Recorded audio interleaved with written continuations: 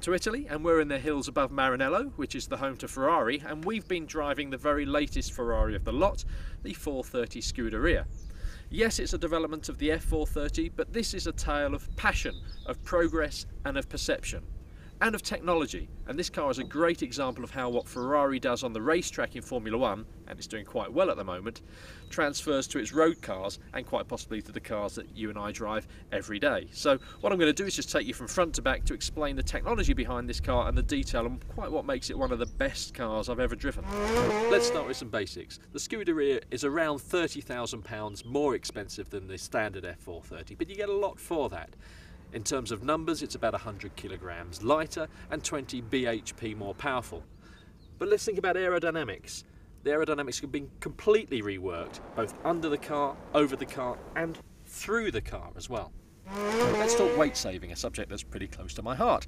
You've got titanium wheel nuts, you've got titanium springs, and what you've actually got is hollowed out front and rear anti-roll bar. As your wheel turns, it creates pressure within the wheel arch, which forces the car up. So what Ferrari have done cleverly is put a little vent in here to release that pressure, pulling the car down, and also create downforce as the air is pushed through the back of the car. At the back of the car, further aerodynamic tweaks make all the difference. You'll notice that the exhausts are in a different place to the standard F430. Again, part of that is to do with the airflow through the car. And also, there's a slightly higher boot lip and weight saving. Carbon fibre all around the engine bay and mesh here where there used to be plastic. The engine has had a lot of work done on it too, and the way the car breathes more easily in terms of intake and exhaust, which increases the power, and also the sound. Although it's no noisier than the F430, the Scuderia has a better quality of sound, sportier exhaust note. The 430 is something of a Jekyll and Hyde character. It's pleasantly docile when you want it to be, and transforms when you decide to find out just what all that technology does for the car.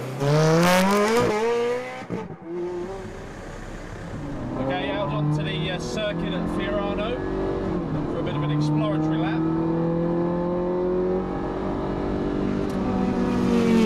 First corner. The expert race driver took it in second gear, so I'll do the same, use a bit of curb, wide exit, and apparently now I'm on a flying lap. Ferrari's F1 Superfast 2 paddle shift gearbox now changes gear in just 60 milliseconds.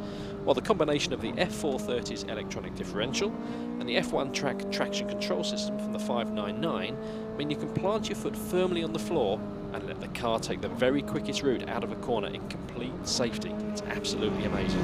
Brake too early, but never mind, down in the second gear. The traction on this car is astonishing. Finally, the Racing Manatino lets you adjust the settings depending on road or track conditions or your own level of skill. Not sure about this one, I always knew it was going to be tricky. Followed by a left. You just can't feel the traction control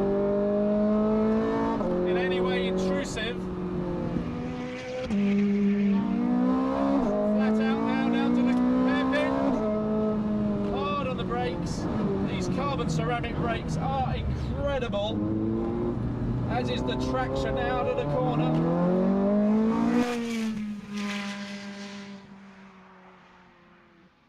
And as far as fast laps go, that's my lot. I want to go again, I want to go again, I want to go again! I want to go again!